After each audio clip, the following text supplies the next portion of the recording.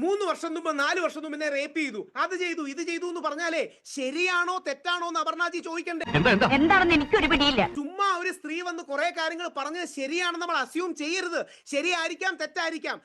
100% ഞാൻ യോജിക്കുന്നു. രണ്ട് പേർ തമ്മിലുള്ള ഉഭയസമ്മത പ്രകാരമുള്ള ഒരു ബന്ധം, അതിനുശേഷം ഈ പരാതി ഉയർത്തുന്നു എന്നുള്ളൊരു സ്ഥിരം വാദമുണ്ടല്ലോ. ആ സ്ഥിരം വാദം ഇതിനകത്ത് ചെലവാകില്ല.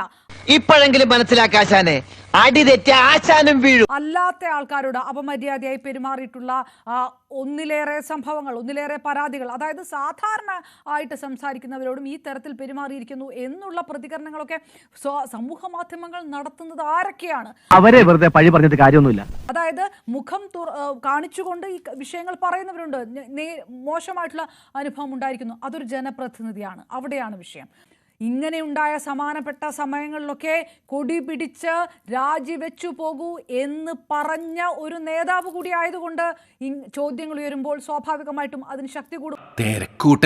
റിസൾട്ട് വരട്ടെ. പെട്ടെന്ന് രണ്ട് കാര്യങ്ങൾ. ഒന്ന്, ആദ്യം അതിൽ ശ്രീ ശ്യാംരാജ് പറഞ്ഞ ഏറ്റവും പ്രസക്തമായ നമ്മളെല്ലാം സ്വീകരിക്കേണ്ട കാര്യം, ഇതിൽ തെളിവ് എവിടെ എന്നൊരു ചോദ്യം അദ്ദേഹം ഉന്നയിക്കുകയുണ്ടായി. അതായത് അതും കൂടെ കൊണ്ടാണ് അവർ പരാതി കൊടുക്കാത്തത്. ഏതൊരു പാർട്ടിക്കും അങ്ങനല്ലേ പറ്റൂ. BJP ആണെങ്കിലും കോൺഗ്രസ് ആണെങ്കിലും CPM ആണെങ്കിലും ഏതെങ്കിലും നേതാവിനെതിരെ തെളിവില്ലാതെ ആർക്കെങ്കിലും പറ്റുമോ? അത് പിന്നെ ഈ വിഷയത്തിൽ രാഷ്ട്രീയത്തിന് അതീതമായി കേരളത്തിൽ നിലപാടെടുത്തിട്ടുള്ള ഒരു ഒറ്റ മനുഷ്യനാണ്, അത് ശ്രീ സുരേഷ് ഗോപിയാണ്. ഇവിടെ പറയാൻ കാര്യം കാര്യമുണ്ട്. മുകേഷ് സാറിന്റെ പാർട്ടിയിലെ ആൾക്കാർ പോലും ശ്രീ മുകേഷ് രാജിവെക്കണമെന്ന് പറഞ്ഞപ്പോ ശ്രീ സുരേഷ് ഗോപി ആ ധൈര്യത്തോടെ വിരലുയർത്തി ചോദിച്ചൊരു ചോദ്യമുണ്ട്, എന്തിന് മുകേഷ് രാജിവെക്കണം?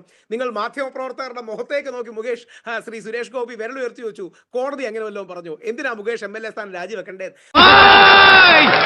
ഇനി രണ്ട്, അപർണ പറഞ്ഞു ഈ രാഹുൽ മാങ്കൂട്ടത്തിനെതിരെ വേറെ പരാതി ഉണ്ടെങ്കിൽ ആ പരാതി നമുക്ക് ചർച്ച ചെയ്യണം. പക്ഷെ ആ പരാതി ഉള്ളതുകൊണ്ട് രാഹുൽ മാങ്കൂട്ടത്തിൽ ഇതിൽ തെറ്റുകാരനാവൂ? ആരെ നമ്മൾ അന്തമാതിരി ദ്രോഹിക്കാൻ പാടില്ല. രാഹുൽ മാങ്കൂട്ടത്തിലും കൂടെ ഒരു മാസം മുമ്പ് ഏഷ്യാനെറ്റിലിരുന്ന അടികൂടി രാഹുൽ മാങ്കൂട്ടത്തിൽ രാഹുൽ ഈശ്വർ സംഘപരിവാറിന്റെ കേരളത്തിലെ സ്ലോ പോയിസൺ ആണെന്നും north India Arnab Goswami poison ആണ്, കേരളത്തിൽ രാഹുൽ ഈശ്വർ സ്ലോ പോയിസൺ ആണെന്ന് പറഞ്ഞ് അടികൂടി ഇറങ്ങിയതാണ്. കോൺഗ്രസിന്റെ ഒഫീഷ്യൽ ഹാൻഡിലിൽ നിന്ന് എനിക്കെതിരെ രാഹുൽ മാങ്കൂട്ടത്തിൽ പറഞ്ഞതിനെ രാഹുൽ മാങ്കൂട്ടത്തിൽ ഇടിക്കുകയും ചെയ്തു. എനിക്ക് രാഹുൽ മാങ്കൂട്ടത്തിൽ സുഹൃത്തല്ല, ഇത് സത്യസന്ധമായിട്ടുള്ള കാര്യമാണ്. പക്ഷേ രാഹുൽ മാങ്കൂട്ടത്തിനോട് നമ്മൾ മര്യാദ കാണിക്കണം. കാര്യം നാളെ ഇത് ആർക്കെതിരെയും വരും. പെട്ടെന്നൊരു കാര്യം കൂടി, രാഹുൽ മാങ്കൂട്ടത്തിനെതിരെ ആരോപണങ്ങൾ വന്ന് അത് തെളിവ് സഹിതം ശരിയെന്ന് തെളിയിക്കട്ടെ. ഇല്ലെങ്കിൽ നമ്മൾ ഇത് എങ്ങനെ വിശ്വസിക്കാൻ പറ്റും?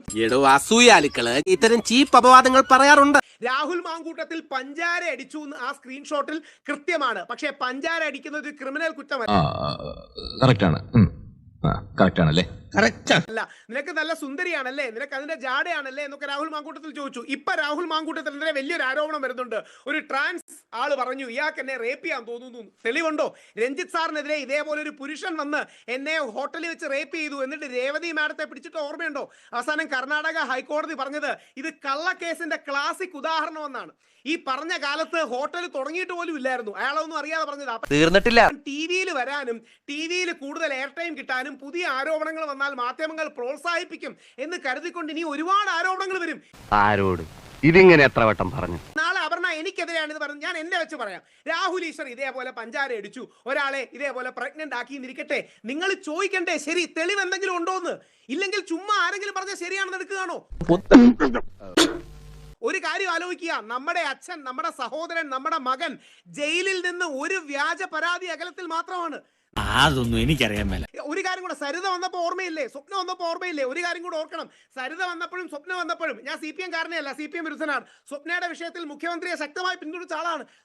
ഒപ്പം വേടനെയും സപ്പോർട്ട് ചെയ്ത ആളാണ്. വേടന്റെ രാഷ്ട്രീയം എന്റെ ഇന്ന് ടോട്ടലി വ്യത്യാസമാണ്. വേടനെ അവസാനം ഹൈക്കോടതി അനുകൂലിച്ചില്ലേ?